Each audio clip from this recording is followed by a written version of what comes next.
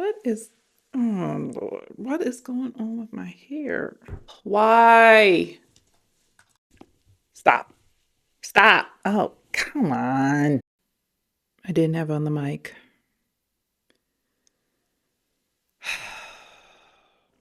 So listen, I love showing up for y'all, but I don't always love doing all this, like the hair, the makeup, the lighting. Sometimes it's just, I want to share an idea and I don't want to feel like I have to prep for a photo shoot. And so I thought to myself, you know what? What if I could show up, still connect, but in a way that feels a little easier, a little lighter? So I made a digital version of myself, an AI version. And honestly, she's helping me find the difference between balance and protecting my peace. So let me show you why I made her and why you might want to make one too.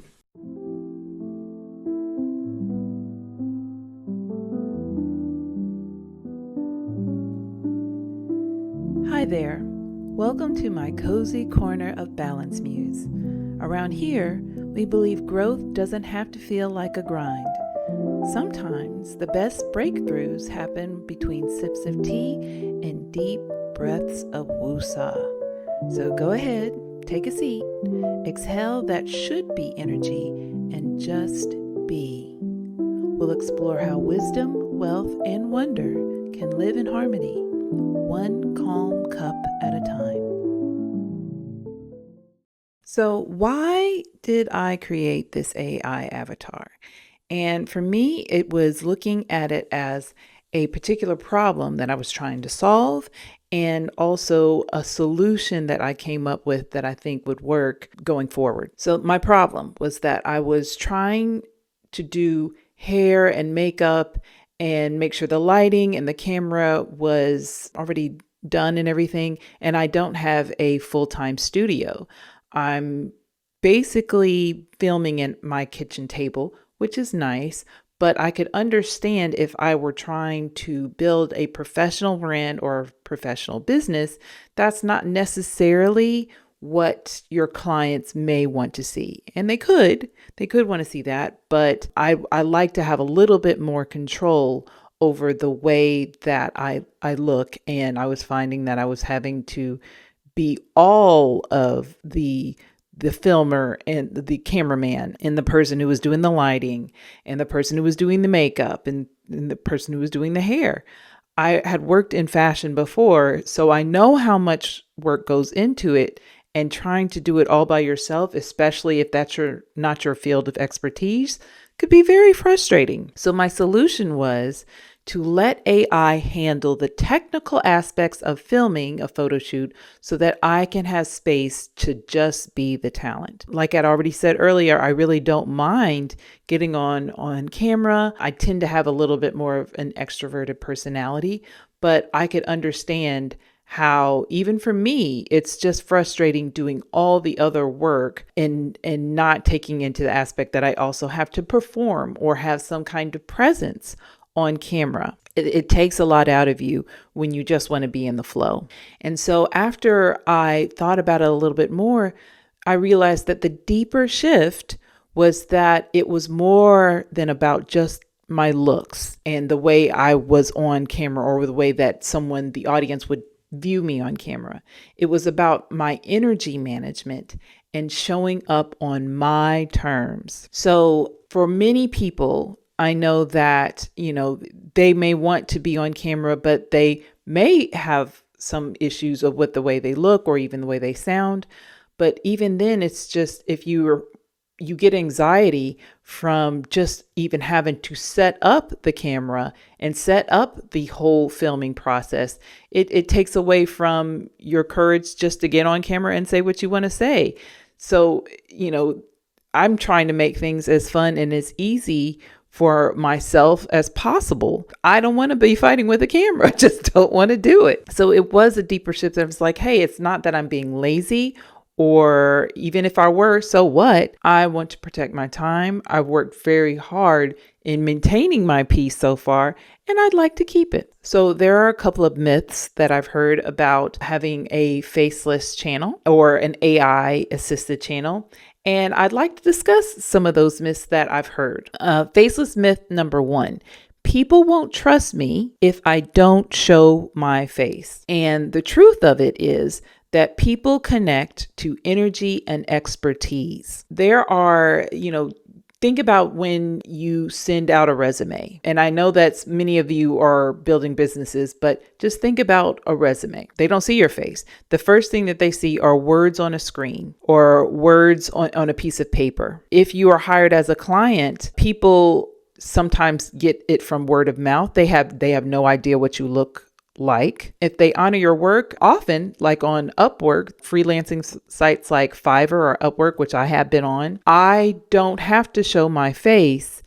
They have a whole portfolio where they can see my work, and I've been hired without them seeing my face. So that doesn't necessarily mean you have to do that in order to be hired as a client. If they see that you can do or build or create what they want, if you solve their problem, and they can see that you're solving their problem. If you're already giving value, they're going to want more.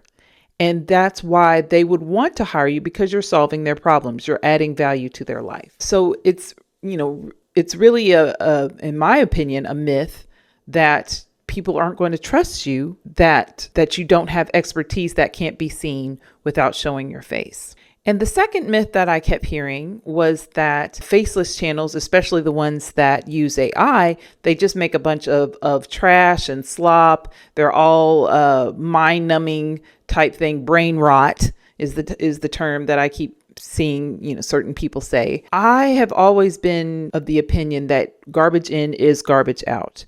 That doesn't matter what you do. So if you are, you want quick microwave pizza pockets, that's fine. But we all know that people who take the time to maybe make a handmade pizza with, dough from scratch, they let it rise, they made handmade sauce, that pizza is more than likely going to taste better than a Hot Pocket. There's a place for Hot Pockets, but you can taste the difference. If you take the time to know your craft, learn your craft, and present your craft well, it will show up. There's a reason why I use the specific style that I did in creating my avatar. There's a reason why I wanted her to look like me. Even though it's not exactly like me, I still wanted her to show up like me because it's just me in an animated form. So if you don't want to make things that are wonderful, if you don't want to bring your best to any project, it will show up and your clients will know that. I want to bring the best that I am in all that I do. I just want to make sure that the energy that I'm bringing to a particular project or channel or person is valuable to me. If it's reciprocal and I feel like I'm putting enough energy and effort into it and it's being received well, okay. But if it's not, that's okay. I can put my energy to something else. I'm of the opinion that if I make beautiful projects or crafts or product, people will honor it, or the ones that I want to honor it. The ones that I want to notice, they'll pick up on it. Okay, so the balance, the main transformational thing that I've noticed is that this particular avatar opened up something in me that I didn't realize was there. It'd been a long time since I had been able to create, and it was almost as if I were playing Barbie dolls for a little while. I was picking out her outfit. I was trying to style her hair, what she would, where she would be living, what environment. It was like I was creating a whole character and possibly a whole world that this character, this part of me, this essence of me would be living in. And it was really fun. I haven't been able to tap into my artistic side for a little while. And it was really fun learning the things that AI can do and then animate it. But it was like I want to do more. I want to see more and see how much I can put into this and craft something that I would really be proud of. But the point of it is that it was, not only did it protect my peace, but it brought back a sense of joy. And that was really priceless, to be honest. It made me realize that my energy is my real currency. Using an AI avatar gives you a sense of freedom to create when you're in the flow, not just when you're camera ready. Okay. It supports creative consistency so that you can post even when you feel kind of low energy, and your audience will still get a consistent voice and your wisdom and your insight, your whole vibe, but you don't have to be burned out in order to give that to them. We're not trying to create another job for you. I can film on this day and then batch film on the other day. We're not trying to add another thing to your list. So for businesses, it's an automation plus your essence. So AI is the automation part, which brings the ease, and you bring the essence. My AI avatar is a creative assistant. It is not a replacement.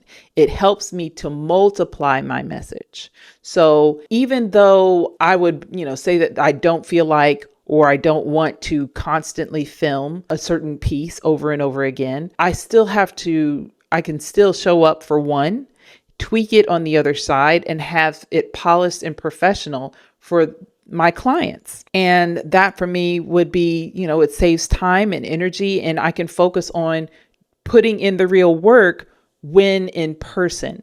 So if you're going to use YouTube or thinking about using YouTube as your marketing and sales team, then why not put in the work to build your marketing and sales team that can actually work for you 24/7 while you focus on the things that you love?